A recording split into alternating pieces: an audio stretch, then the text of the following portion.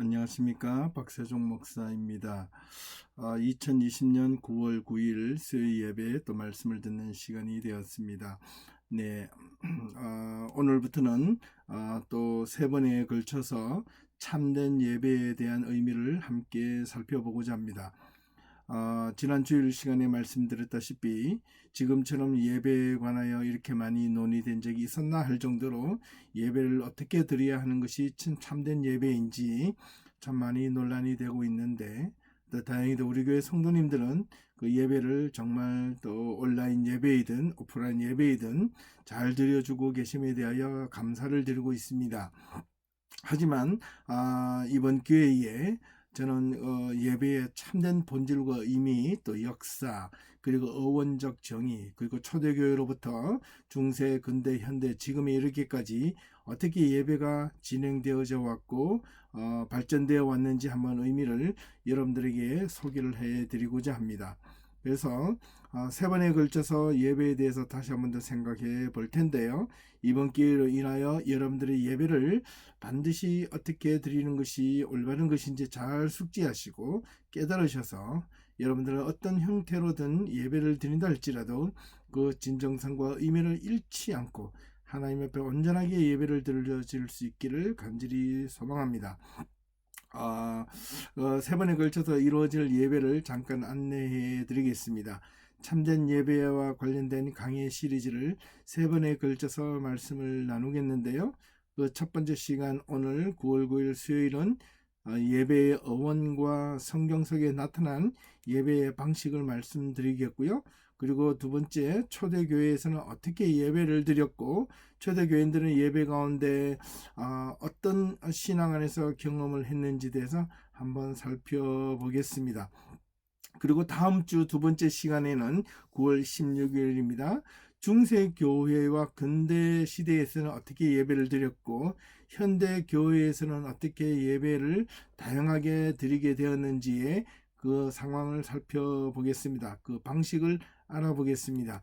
그리고 마지막 세 번째 시간 9월 23일 수요일에는 요한복음 4장 20절과 24절에 나타난 예수님과 사마리아 여인과의 대화 속에 나타난 예배의 참된 본질과 그리고 기타 성경 속에 나타난 예배의 의미를 한 번 더 깊게 살펴보겠습니다. 그리고 마지막으로 정리하는 차원에서 21세기 오늘 우리가 살고 있는 이 시대 속에서 과연 어떻게 예배를 드려야지만이 하나님께 참된 예배를 드릴 수 있을까에 대해서 함께 생각해 보도록 하겠습니다.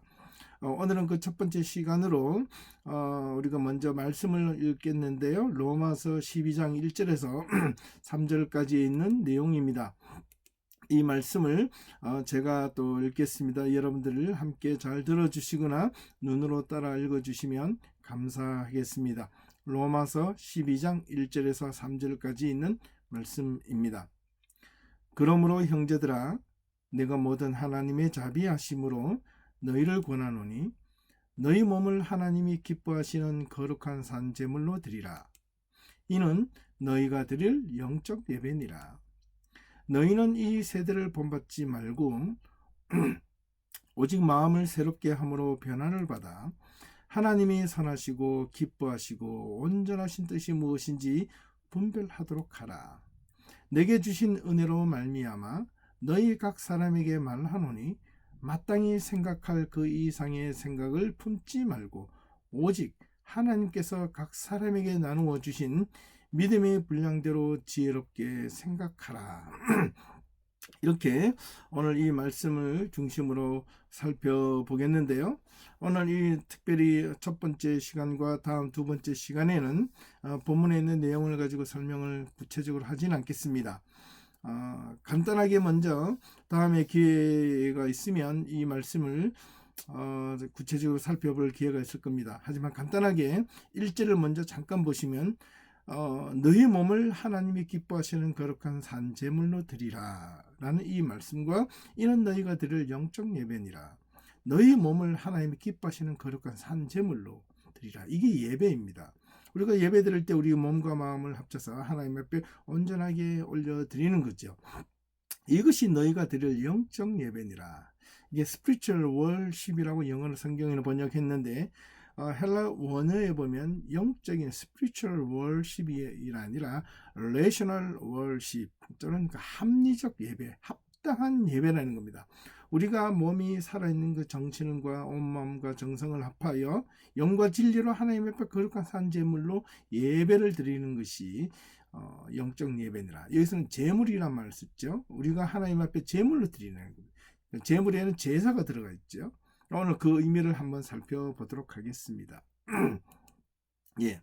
우리를 간절히 부르시는 그 자리, 하나님을 향한 갈망의 자리, 그 예배가 진짜 그 자리가 바로 예배의 자리가 되어야 한다는 겁니다. 정말 어떻게 하면 우리가 하나님 앞에 예배를 온전하게 진실되게 드릴 수 있을까라는 겁니다. 그렇다면 먼저 오늘 말씀을 시작하면서 예배에 대한 기원에 대해서 한번 살펴보도록 하겠습니다. 먼저 그 전에 예배의 어원적 정의가 필요한데요.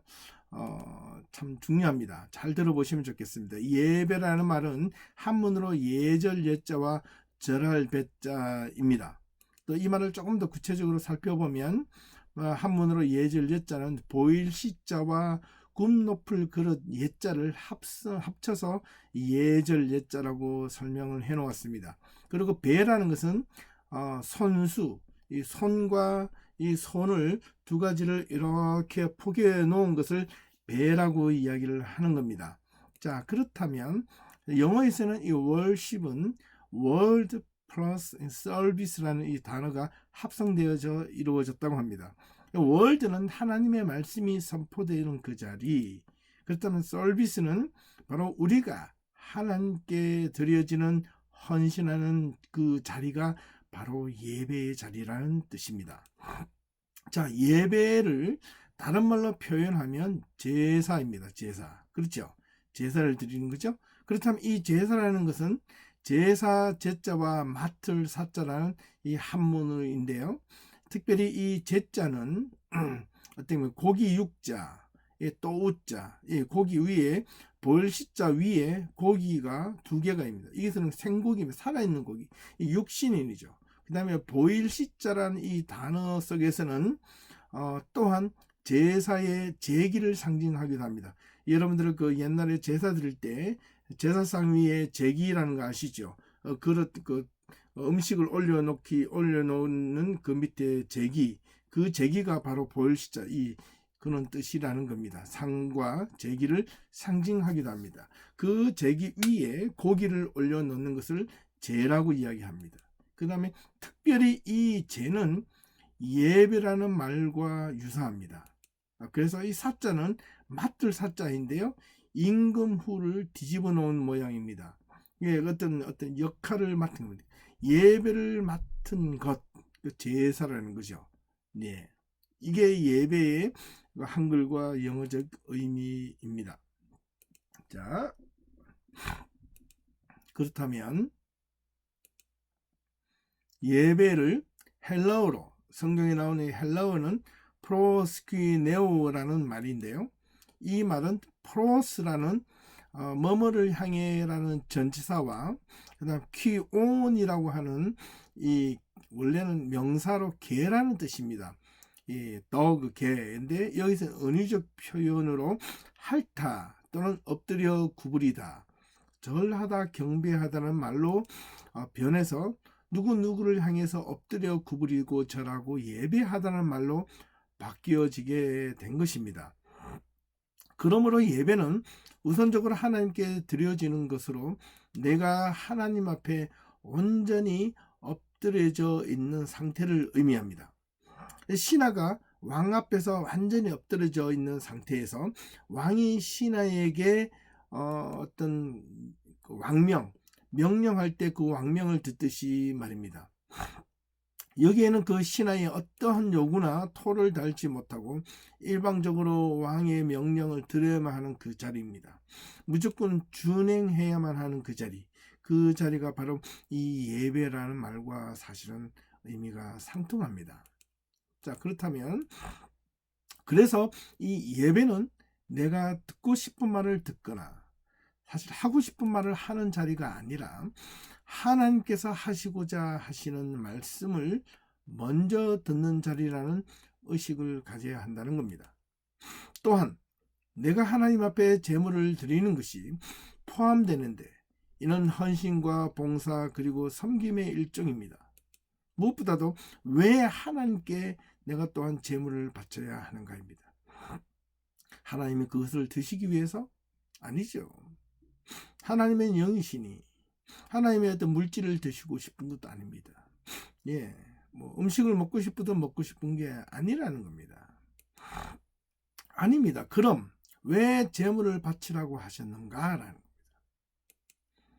두 가지 의미를 가지고 있는데요. 그 첫 번째는 내가 살아가고 있음에 대한 감사. 이 세상에 육신의 몸을 안고 살아가면서 받고 얻고 육신에 필요한 것들의 일부를 떼어서 하나님께 바침으로 인하여 하나님께 내가 살아있음에 일할 수 있음에 숨 쉴 수 있음에 내가 이 생명이 있음에 감사한다는 의미입니다. 두 번째는 내가 하나님 앞에서 산 제물로 드려지는 상징적인 행위입니다. 이걸 레위기에 보면 어떤 하나님 앞에 제사 드릴 때 반드시 가져와야 될 제물들이 있었죠. 그런 기원에서 말씀드리는 겁니다. 대신 속죄를 위함과 구원의 징표로서 산제물로 드려지는 간접적인 상징적인 행위로 말씀드릴 수 있겠습니다. 자, 이 그림은 성서 속에 나타난 예배의 역사에 대해서 먼저 살펴보게 됐는데요. 첫 번째는 이거 제단. 성경 속에 나타난 예배의 시작의 첫 번째 출발은 어디입니까? 구약 성경에 나타나 있는 그 제단이었습니다. 그 제단이라는 것은 어떤 우리가 교회 안에 있는 제단을 이야기하는 거 아니고 처음에는 이 돌단을 쌓아놓고 예배를 드렸습니다. 왼쪽에 보시면 이 가인과 아벨이 하나님 앞에 예배를 드린 것이 처음이었죠. 이렇게 나타나고요. 두 번째는 이 노아와 노아 홍수가 끝나고 나서 노아와 그 가족들이 하나님 앞에 예배를 제사를 드렸더라. 그리고 마지막에 창세기 12장 이후에 나온 아브라함에 대한 이야기입니다. 아브라함이 갈대아 우르를 떠나고 하란에서 다시 떠날 때 정말로 이렇게 가나안으로 들어갈 때 첫 번째 하나님 앞에 제단을 쌓고 예배를 드렸다, 제사를 드렸다라는 기억이 있습니다. 이렇듯이 이 제단 중심의 예배를 드렸던 겁니다. 제사의 개념은 예배 개념이 제단의 개념과 제사의 개념과 의미가 상통합니다. 그래서 이 제단의 개념이 이제 바뀌어져서 어디까지 이루어지냐면 출애굽기까지 이어지죠. 예, 출애굽기 때 모세 이스라엘 백성들이 출애굽을 하고 시내산에서 드디어 하나님의 말씀이 십계명 법궤를 말씀을 받게 됩니다. 그 법궤를 짓고 나서 드디어 무엇이 생깁니까? 성막이 생기는 거죠. 두 번째 시간에는 바로 이 성막입니다. 성막. 이 예배의 그 기원은 이제 성막을 중심으로 예배를 드리게 되는 겁니다. 그래서 이스라엘 백성들은 하나님께서 말씀해주고 가르쳐주신 제시하신 이 성막의 기원에 따라서 성소와 지성소를 나누고 그 성막의 의미를 가지고 유랑하는 또 방랑하는 이스라엘 백성들이 가나안 땅에 들어가기까지 또 가나안 땅에 들어가서 또 무엇을요? 하나님의 법궤가 또 솔로몬 이후에 성전이 지어질 때까지 이 법궤를 보관하는 장소이자 하나님과의 만나는 그 자리 또는 그 제사의 자리, 예배의 자리가 바로 성막 중심으로 이루어졌다는 겁니다. 예, 이 성막 중심에서 예배를 드렸다는 겁니다. 예, 그리고 나서 이 성막이 언제까지 가나안 땅으로 들어가고 심지어는 이스라엘 백성들이 사사기 시대를 지나고 그 다음에 사울과 그 다음에 다윗과 솔로몬에 이르기까지 그때까지는 성막이 있었습니다. 하나님의 법궤가 있었던 것이었고요. 그 다음에 드디어 다윗의 준비와 솔로몬이 하나님 앞에 하나님의 성전을 짓기 시작함으로 말미암아 예루살렘에 드디어 솔로몬이 예루살렘 하나님의 거룩한 성전을 짓게 됩니다. 세 번째 나타난 예배의 장소는 바로 성전이었습니다. 성전 중심적 예배가 나타납니다. 이 성전 중심적 예배는 역사 속에 두 가지로 나타나는데, 그 첫 번째는 제1성전, 솔로몬이 성전을 짓게 되었습니다. 열왕기상 6장에서 8장까지 솔로몬이 성전을 짓게 되었고요. 이 솔로몬이 짓게 된 이 성전으로 말미암아 이스라엘 백성들은 끊임없이 이 남유다가 멸망하기 전까지 이루어집니다. 그리고 나서 바벨론에 의해서 솔로몬의 성전이 완전히 파괴가 되죠. 그리고 파괴가 되고 나서 이스라엘 백성들이 바벨론으로 포로로 끌려갔다가 80년 만에 포로로 귀환해서 다시 돌아옵니다. 돌아와서 이스라엘 백성들이 다시 스룹바벨 성전을 짓게 됩니다. 예, 에스라, 느헤미야, 또 이런 여러 가지 선지자들 중심으로 또 이 성전을 짓게 되는데요. 이때 지난주에 말씀드렸던 사마리아 사람들이 바빌론 포로로 돌아와서 이스라엘 백성들이 유다 사람들과 함께 예루살렘에서 파괴된 예루살렘 성전을 다시 지으려고 했을 때, 이 사마리아 사람들이 그 성전을 짓는 것을 도우려 했을 때 거절했습니다. 그때 이때 생겨나서, 이때 사마리아 사람들이 거절당한 것에 대하여 자기네들을 성전을 짓겠다고 지은 것이 이 사마리아에 있는 그리심산에서 산의 성전을, 사마리아 성전을 다시 짓게 되죠. 그게 언제까지? AD BC 한 100년 전까지. 그렇게 두 성전으로 내려오다가 나중에 그리심산에 있는 성전이 파괴됩니다. 그 역사는 우리가 세 번째 시간에 한 번 더 살펴보고요. 그래서 스룹바벨 성전의 제2의 성전을 다시 재건하게 되는데, 이 성전이 완벽하게 재건을 다 하지 못합니다. 그래서 예수님 시대까지 이루어지게 되고요.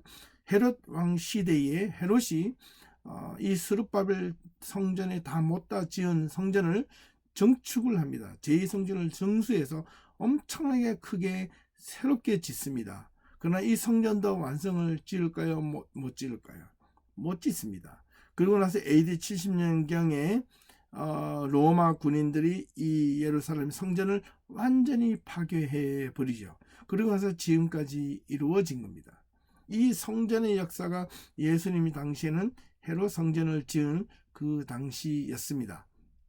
자, 그 이후에 AD 70년 이후에 예루살렘 성전이 파괴가 되고 그 성전이 중심적으로 없어졌죠. 그리고 예수님께서 십자가에 못 박혀 돌아가시고 3일 만에 부활하시고 40일 동안 이 땅에 계셨다가 하늘로 성천하시면서 제자들에게 지상 명령으로 내려주신 것이 있었죠.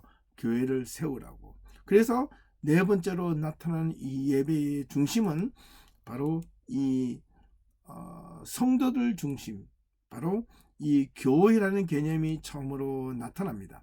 그 교회라는 개념이 헬라어로 에클레시아라는 단어이죠. 초대교회의 시작은 성령과 함께한 것이었습니다. 예를 들면 마가의 다락방에서 하나님의 예수 그리스도를 대망하는 사람들이 모여있는 사람, 이 성령의 역사가 그때 시작되었는데요.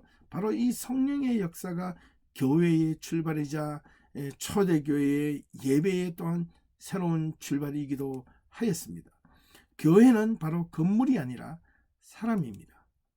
교회, 이 에클레시아, 이 말은 원래 에크라는 이 전치사, 뭐뭐로부터라는 말과 칼레오라는 동사, 불러 모으다는 뜻인데요. 원래 이렇게 일반적으로 이 세상으로부터 불러 모은 자라는 인식을 갖고 있습니다. 예, 그렇게도 볼 수 있지만 원래의 뜻은 그냥 원래 모임, 집회라는 뜻입니다. 무리, 회중이라는 의미가 강합니다. 교회는 집회입니다. 집회. 사람들이 모여 있는 무리. 이제 이것이 성서 안에서 초대 교회 안에서 새롭게 해석되어서 세상에 믿지 않는 사람들로부터 불러서 하나님께서 택하심을 입은 자, 하나님으로부터 부름을 받은 자라는 뜻으로 사용하게 된 것입니다. 자, 이번에는 성서석에 나타난 이 예배의 역사에 대해서 이제 교회에 대한 이야기를 한번 더 살펴보는데, 그렇다면 초대교회, 이 초대교회에서는 어떻게 예배를 드렸는가입니다.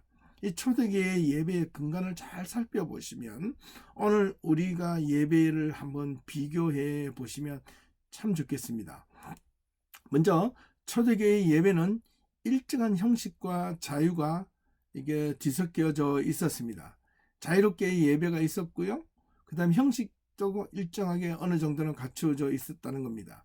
초대교회 예배는 유대교의 하나님 예배와 동일한 기초 위에 출발했습니다. 왜냐하면 이 기독교가 바로 이 유대교의 어떤 아류라기보다는 유대교의 영향을 받기도 했고, 또 야훼 하나님의 그 말씀의 기초에서 구약 성경이 여전히 신약과 연결되기 때문에 그렇습니다. 왜냐하면 구약에서 예언하셨던 그 메시아가 바로 예수 그리스도이셨고, 그 예수 그리스도께서 바로 이 제자들을 통하여 복음을 전파하도록 허락하셨기 때문에 그렇습니다. 그래서 유대교의 하나님에 대한 예배 방식, 즉 바꾸어 말하면 제사와 동일한 기초 위에서 출발하게 되었던 겁니다. 그래서 안식일날 많은 그리스도인들이 어디를 찾았죠? 회당을 찾았다는 거예요. 바울 역시도 그렇게 했고요. 이런 예배 내용에 있어서 유대적 전통을 완전하게 따르지는 않았지만 어느 정도 형식에 있어서는 초대교회 때는 유대교의 예배 의식으로부터 많은 영향을 받은 것은 사실이었습니다. 이 오스커 쿨만이라는 학자가 이런 어떤 설명을 해 주었습니다. 상당히 일리가 있습니다. 초대교회 공동체의 본질적인 세 가지 요소가 있었는데요. 그 첫 번째는 예수님의 사역과 죽음에 대한 것이 분명하게 나타납니다. 이 예배 가운데 이런 그 의미와 가치와 어떤 그 본질이 항상 담겨져 있었다는 겁니다. 예배 드릴 때마다 예수님의 사역과 죽으심에 대해서 생각을 했고요. 두 번째는 예수님의 부활과 살아계심도 역시 고백하는 자리였습니다. 이것은 바로 뭐냐면 사도신경입니다. 사도신경. 우리가 예배가 지금 온라인으로 비록 드리고 있지만은 우리가 매주 예배 주보 순서에 따라 보시면 여러분들이 먼저 하나님 앞에 일주일 동안 우리의 삶에 대한 잘잘못을 먼저 묵상으로 회개하는 시간을 갖지요. 그 다음에 이루어지는 게 뭡니까? 바로 사도신경이지 않겠습니까? 그 사도신경이 바로 예수님의 사역과 죽음 그리고 부활과 살아계심에 대한 우리의 신앙 고백이라는 겁니다. 그 예배에 대해서 빠지지 말아야 될 중요한 요소 가운데 하나이기도 합니다. 이것은 곧 기독교의 정체성입니다. 아이덴티티입니다. 빠져서는 안 되고 본질 가운데 아주 중요한 부분 중에 하나입니다. 그리고 세 번째는 성령의 임재와 활동입니다. 이것 역시도 사도신경 속에 들어있지요. 초대교회 공동체 가운데 이 반드시 빠져서는 안 될 이 세 가지. 오늘 우리 교회 안에서도 이 교회 공동체가 바로 이 예수 그리스도를 생각하고 사역과 죽음 그리고 부활 그리고 살아계심 우리와 함께 하시고 성령이 임재하시고 성령이 함께 하시고 오늘도 우리 성령께서 우리와 함께 하신다는 그 사실을 믿는다는 고백이 날마다 이루어지고 있는지 참 중요하죠. 지난주의 시간에 우리가 예배가 삶이고 삶이 예배이어야 한다라고 했을 때 바로 성령이 날마다 임재하심을 나와 동행하심을 고백하고 예수 그리스도가 지금도 살아계셔서 우리와 함께 하시며 우리를 불꽃 같은 눈동자로 지켜보고 계시고 우리의 삶과 함께 하신다고 했을 때 우리가 어떻게 단호하게 어긋난 길로 갈 수 있고 부정한 일을 행할 수 있으며 그리스도인으로서의 그 삶이 어긋나게 행동할 수 있겠습니까? 개인의 작은 이익을 위해서 거짓말을 할 수 있겠으며 부정을 저지를 수 있겠습니까? 초대교회의 성도들은 이러한 사실에 대해서 아주 윤리적으로 신앙적으로 아주 엄격했다는 사실입니다. 그래서 이 초대교회 성도들은 이런 신앙 고백이 없는 자들에게는 가차없이 훈련을 받고 훈련을 통과될 때까지 이런 훈련을 지속적으로 받았습니다. 그리고 진짜 공동체 안에 들어오기까지 엄청난 인내와 노력이 필요했던 것을 우리는 오늘 알게 되실 것입니다. 부활의 증인으로서 예수님의 활동과 죽음을 의미를 깨닫고 부활하시고 승천하신 예수 그리스도를 증거함과 동시에 성령의 강림과 활동을 소개하는 자리가 바로 초대교회 공동체의 자리였습니다. 초대교회 공동체들이 요인들이 모이면 자기가 일주일 동안 살았던 삶의 형태에서 나는 일주일 동안 이렇게 살았더니 하나님께서 나에게 이러한 역사를 해 주셨습니다 하나님이 나에게 이런 동행을 해주셨습니다라는 그 자기의 신앙의 경험들을 쉐어링하고 나누는 자리가 바로 예배의 자리였다는 사실이었습니다. 그러니까 그 예배의 자리가 어찌 뜨겁지 않을 수 있겠습니까?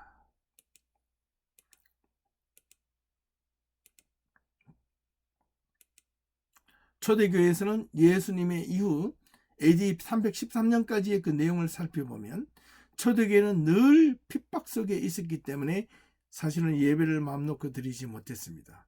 숨어서 예배를 드렸습니다. AD 313년이라는 것은 바로 콘스탄틴 대제가 기독교를 자유를 허락했던 그 해였습니다. 예.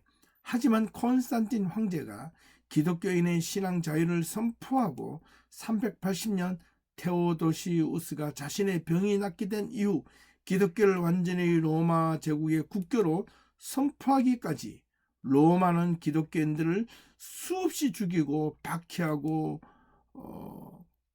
고통과 핍박을 가했지만 결코 기독교인들의 숫자를 줄이지 못했습니다. 참 아이러니한 사실이죠. 끊임없이 기독교인들을 박해 예배드렸다는 이유만으로, 모인다는 이유만으로 기독교인들은 수없이 핍박하고 박해하고 죽였지만 기독교인들이 늘어나는, 성장하는 그 숫자를 결코 없애거나 줄이지 못했다는 사실입니다. 오늘날 지금 많은 교회에서 이 내용을 가지고 비슷하게 지금 코로나19로 인하여 예배를 잠시 중단하라고 했던 그 정부 당국의 요청에 반발하여 예배는 목숨과 같은 것이니까 이런 상황에서 예배를 드려야 된다라고 하는 것은 자기네들을 핍박하고 자기네들을 종교 박해라고 저항하는 그 모습은 이 로마 시대의 기독교인들을 수없이 죽였던, 박해하고 핍박했던 그 핍박과는 다른 겁니다. 분명히 다른 겁니다. 잘못 배워서 그렇죠. 초대교회의 예배의 형태가 어떠했길래 그렇게 많은 로마 제국에서는 핍박과 조롱과 이렇게 박해를 했는가라는 겁니다. 물론 기독교, 유대교의 분파주의는 그 의미에 있어서 로마 제국은 유대교의 신앙을 말살시키려고 했었고 또 없애려고 했고 그의 분파인 기독교도 더 많은 어떤 박해를 가했던 것은 사실이었습니다. 다음에 기회가 되면 AD 예수님 당시 이후부터 그 다음에 AD 한 300년 이전까지 기독교에 향한 어떤 엄청난 박해가 어떤 것이 있었는지 한번 시간 되면 나중에 한번 살펴보도록 하겠습니다. 초대교회 공동체의 신앙과 예배는 정말로 순수했고요. 절대적이었고 매 순간순간마다 예배가 자체가 종말론적 예배를 드렸다는 사실입니다. 왜냐하면 그 초대교회 공동체가 모여있는 성도들이 무리가 매주일마다 예배 드리면서 그 다음 주에 어떤 사람들이 이 예배를 드림으로 인하여 잡혀가고 또 순교를 당하고 죽음을 당할지 몰랐기 때문입니다. 오늘 내가 이 예배 드리는 것이 마지막 예배가 될지도 모른다는 그 예배의 순간을 생각하면 그 예배가 간절해질 수밖에 없었던 겁니다. 그래서 그들 초대교회 교인들은 예배 드리는 순간순간마다 그야말로 종말론적 예배를 드릴 수밖에 없었습니다. 하나밖에 없는 이 목숨을 내어버리면서까지 예배를 포기하지 않았던 겁니다. 그 예배의 의미와 오늘날 코로나19 때문에 지금 잠시 예배를 중단하는 것과는 상당히 다른 의미를 가지고 있습니다. 지금 종교 박해가 있습니까? 그렇지 않죠. 지금 사람의 목숨이 중요한데 모두가 지금 종교 박해는 이런 식으로 박해하지 않습니다. 오해하지 마시길 바랍니다. 얼마 전 제 아내가 그 공원에 잠시 나갔다가 우리 집 주변에 있는 유대인을 만났다고 합니다. 그 유대인이 하는 말이 이렇습니다. 지난주 그 안식일날 회당을 찾아갔는데 자기의 랍비가 이런 말을 했다고 합니다. 이번 코로나19가 하나님께서 내리신 재앙이었다. 그 이유는 무엇인가? 인간이 너무 교만하고 오만해서 침묵하고 반성하고 개인적으로 성찰하라는 의미에서 하나님께서 이 코로나19를 주셨다. 이렇게 랍비가 해석했다는 겁니다. 저는 그 말을 듣고서 곰곰이 생각해 보았습니다. 일리는 있겠다. 100%다 동의하지는 않지만 정말 이 시간에 우리가 코로나19로 인하여 우리가 대면 예배, 이 오프라인 예배를 비록 드리지 못한다 할지라도 이 예배의 의미를 온전하게 생각하면 우리가 어느 곳에 어느 자리에 있든 간에 예배자로서의 삶이 더욱더 중요하다는 것을 아시게 될 것입니다. 그리고 다시 모였을 때 그 모임의 진정한 뜻이 무엇인지 그것 역시 아시게 될 것입니다. 여하튼 초대교회 공동체는 모일 때마다 매 순간순간마다 예배를 드릴 때 종말론적 예배를 드렸다는 사실입니다. 그들이 예배를 통해서 삶 속에 이루어지기를 원했습니다. 그들은 예배를 통해서 또 예배가 삶 속에서 적용되어지고 하나님의 말씀이 그들 삶 속에서 구체적으로 이루어지기를 원했다는 사실입니다. 세례받을 때 특별히 3년간 사회적인 봉사와 섬김과 헌신이 필요했고 매주 주마다 모였을 때에 세례를 받기 위해서 사회적 봉사와 헌신을 어떻게 했는지 이렇게 확인받고 점검받는 시간이 있었습니다. 예를 들면 이렇습니다. 과제를 내어줍니다. 이번 주에 당신이 한 주간을 살아갈 때 가난한 사람들과 어렵고 힘든 사람들을 만나거든 그들을 도와주십시오. 이것이 한 주간의 과제였습니다. 그리고 한 주가 지난 주간에 돌아와서 세례 교육을 받는 동안에 묻습니다. 지난 일주일 동안 당신은 어떤 어려운 사람을 만났습니까? 어떤 그 가난한 자를 도와주었습니까? 저는 도와주지 못했습니다. 사람을 만나지 못했습니다. 이렇게 만약 말을 했다면 그러면 또 그것이 이루어질 때까지 섬김이 계속 과제를 내어주는 겁니다. 그 과제를 이수하고 나면 또 다른 과제를 2년 3년 동안 계속해서 신앙이 삶 속에서 그리스도인들과 비그리스도인들에게 그리스도인다운 진정한 삶을 살아가는 그런 훈련을 끊임없이 시켰던 것입니다. 왜? 세례 한번 받기 위해서. 세례란 말은 진정으로 거듭나기 위한 하나님의 의식이었거든요. 오늘날처럼 세례가 그냥 교리문답 한두 번 정도 하고 세례 주는 것과는 엄청난 차이가 있음을 우리는 알 수 있습니다. 두 번째는 초대교회에 나타난 2세기 글로 추정되는 이 글이 한 가지 있는데 이 글을 한번 잠깐 살펴보겠습니다. 이 그리스도인들은 국가나 언어 또는 문화, 다른 사람들과는 구별되지 않았다. 그들은 그들만의 도시에서 살지 않고 그들만의 독특한 대화 방법을 쓰지도 않는다. 삶의 방식도 특별한 것이 없었다. 그러나 그들이 그리스나 원시적인 도시 어디에 살건 간에 의복이나 음식 그리고 다른 일상생활의 삶의 방식에서 그 지역의 풍습을 따라 여전히 적응하며 살아간다. 또한 시민으로서 누릴 것을 누리면서도 외국인으로서 모든 것을 참고 살아가기도 한다. 모든 외지 땅이 자신들의 조상의 땅이 되기도 하고 모든 자신의 조상의 땅이 또한 외지의 땅이 되기도 한다. 여러 사람들처럼 결혼하고 아이를 낳지만 자녀를 버린 적은 결코 없었다. 자신의 집을 다른 사람들과 나누어 쓰지만 침대를 더럽힌 적은 더더욱 없었다. 모든 사람을 사랑하고 모든 사람들에게 핍박을 받았다. 그들은 가난했지만 많은 사람들을 부유하게 하였다. 간단히 말하면 영혼이 육체에 있는 것 같이 그리스도인들이 세상에 있었다. 세상에 있다. 자, 이 말은 무엇을 뜻하는 말이겠습니까? 바로 예배 드리는 그 예배 가운데서만 거룩한 척하는 것이 아니라 바로 예배 드리는 그 예배에 드리는 그 삶이 그들의 삶 속에서 구체적으로 그리스도인에서 세상 사람들과 어떻게 구별되게 살아야 될지를 그들은 알고 훈련받았고 직접 또 그렇게 살았다는 것입니다. 중요한 것은 독특한 대화 방법도 쓰지 않았고 그들의 삶이 특별한 것도 없었다는 겁니다. 그들이 어디에 살건 무엇을 먹든 다른 일상생활의 다른 사람과 그렇게 큰 다를 바가 없었지만 그들은 인내하고 참을 줄 알았고, 그 다른 사람과 그 당시에 결혼하고 아이를 낳았지만 자녀를 버린 적이 없었다. 그 당시에서는요, 많은 사람이 결혼해서 불륜과 잘못된 관계로 인하여 사생아들이 많이 있었거든요.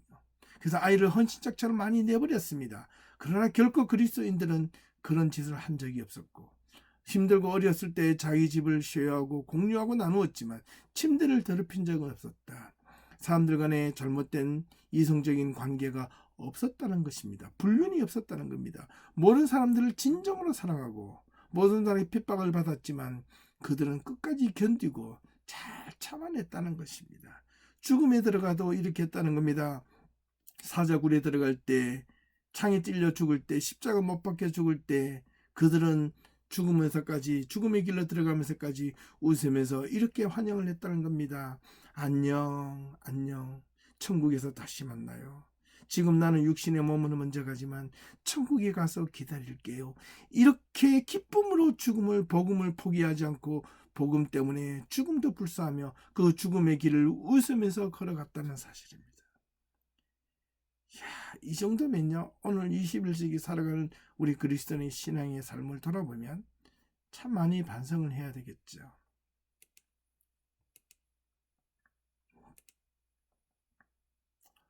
초대교회 예배 가운데 특별히 세례라는 것은 아주 중요한 의식 가운데 하나 있습니다. 왜냐하면 인생에 있어서 가장 중요한 터닝 포인트, 중요한 결정이고 중요한 전환점이자 새로운 삶에 대한 출발이기 때문에 그렇습니다. 예수 그리스도의 죽음뿐만 아니라 자기 자신의 지난날에 살아왔던 삶의 세상적인 삶으로부터의 죽음, 그리고 묻었고, 그리고 다시 내가 거듭나고 성령으로 충만해서 죄를 씻고 용서받는 의미가 이 세례 속에 담겨져 있었기 때문에 그렇습니다. 그래서 이 세례의식은 초대교회에서는 아주 중요하게 그 의미를 가졌습니다. 초대교회 AD 200년 전까지는 많은 기록이 있는 것은 아니었지만, 그러나 교회들이 아주 다양하게 존재했음을 알 수 있습니다. 일반적으로 공통된 모습 몇 가지가 드러나는데요, 그의 일부를 잠깐 살펴보면, 초대교회 예배는 첫 번째는 가정 중심으로 모였다는 사실입니다. 그렇게 많은 성도들이 있지 않았기 때문에 가정 중심적으로 모였습니다. 그 가정 중심으로 모였을 때는 그 가정은 서로 친밀함과 인사와 포옹과 감사와 기쁨이 있었습니다. 따뜻함이 있었습니다. 서로가 쉐어하는 그 쉐어링이 깊은 신앙의 교제가 있었습니다. 두 번째, 예배 드리는 자들이 다양하게 참여하는 방식이었습니다.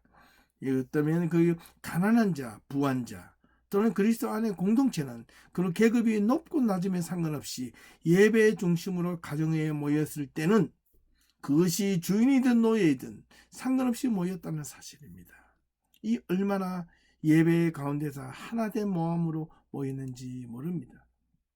특별히 성경을 읽는 것과 말씀을 가르치는 방식이 또한 분명히 포함되었습니다.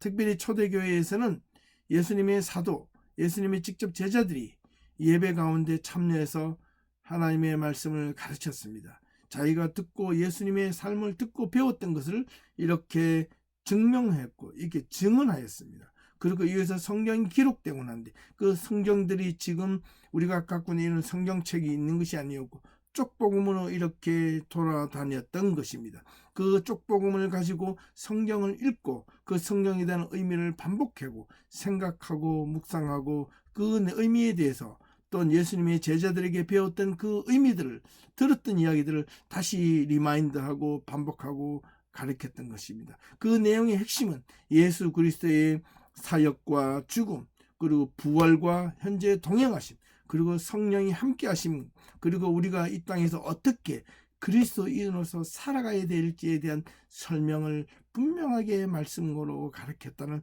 사실입니다.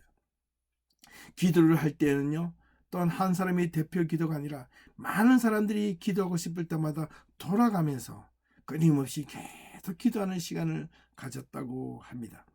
특별히 또한 예배 가운데서 음식을 나누어 먹었습니다. 식사를 통하여 육신의 건강함을 통하여 또 영적인 파워로 다가가는 일종의 행위로서 예배 가운데 있었다고 합니다. 일종의 방법으로 생각하였던 것이죠. 세 번째는 어떤 그리스도인들은 아침에 예배를 드렸고요. 어떤 사람들은 저녁에, 또 어떤 예배는 만찬을 포함했고, 어떤 예배는 상징적으로 적은 양의 음식, 예를 들면 빵과 포도주, 간단하게 빵과 물, 또는 야채와 더불어서 간단하게 예배 시간에 나누어 먹었습니다. 3세기에 접어들면서 기독교인들이 로마 제국이 아무리 핍박하고 박해하고 죽인다 한들 기독교인들이 줄어들지 않고 오히려 숫자가 늘어나고 변화되는 것을 보게 되는데, 교회가 성장하면서 훨씬 더 가정적으로 변화되기 시작했습니다. 왜냐하면 많은 숫자가 가정 안에서 모이기 힘들었기 때문입니다. 그래서 가정으로 다시 또 나뉘어져서 소그룹 형태로 더욱 획일화되기 시작했던 것입니다. 더욱 계층적인 부류로 나누어지기 시작했습니다. 자, 이런 경향은 4세기 콘스탄틴이 회심하면서 더욱 심해지기 시작했습니다. 하지만 3세기에 이런 변화를 보게 되는데, 선교적인 측면이 성공하게 된 것이 교회의 모임 형태나 예배 방식을 바꾸게 되면서 새로운 문제가 야기되기 시작했습니다. 그게 어떤 것인지 우리가 곰곰이 한번 생각해 볼 필요가 있습니다. 자, 이번에는 초대교회에서 이루어지는 똑같진 않지만 대략 예배가 어떤 순서로 이루어지는가를 한번 살펴보겠습니다. 첫 번째는 예배 순서 가운데는 성경을 많이 읽었고요.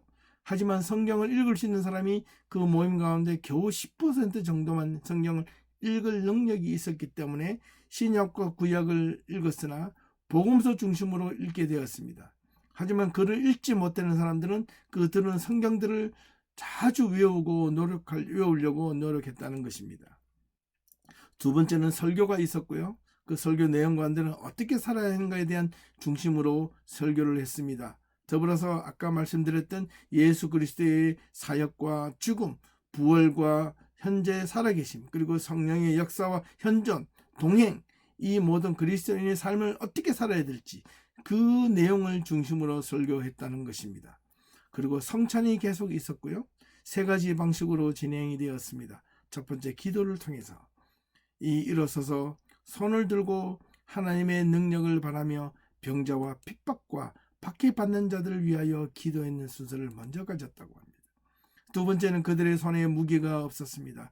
오로지 그들의 무기는 기도였습니다. 기도만이 그들의 무기가 된다고 확신했습니다. 기도에 능력이 있다고 믿었습니다.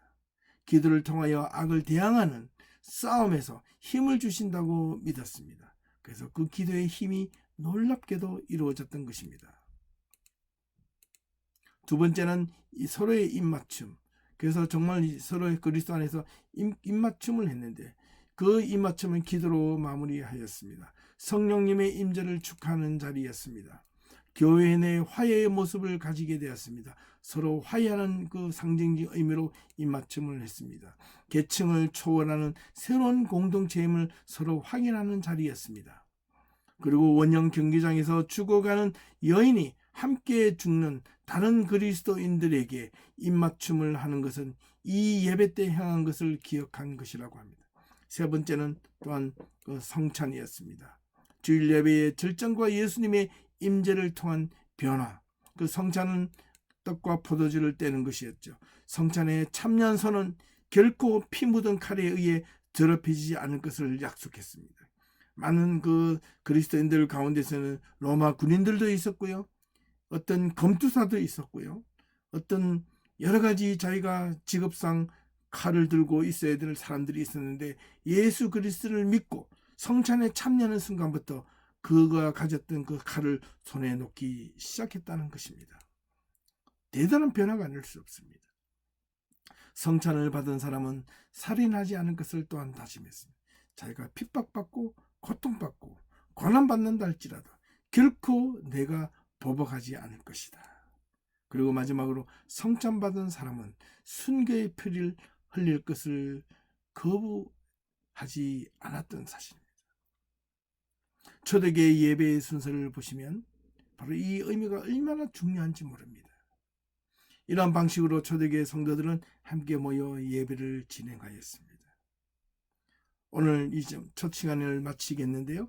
초대교회 예배를 그리고 예배 의원과 초대교회 성도들이 어떻게 신앙생활을 해왔는지를 여러분들이 들으시면서 무슨 생각을 하셨습니까? 오늘 우리가 드려지는 예배의 의미를 다시 한번 더 깊게 살펴볼 수 있기를 간절히 소망합니다. 다음 주 이 시간에는 이제 중세교회와 근대 그리고 현대교회에서는 어떻게 예배를 하나님 앞에 드리는가에 대해서 한번 살펴보도록 하겠습니다. 지금까지 시청해 주시고 함께 해주셔서 감사합니다. 다음 주에 한 번 더 두 번째 시간으로 여러분과 함께 찾아뵙겠습니다. 감사합니다.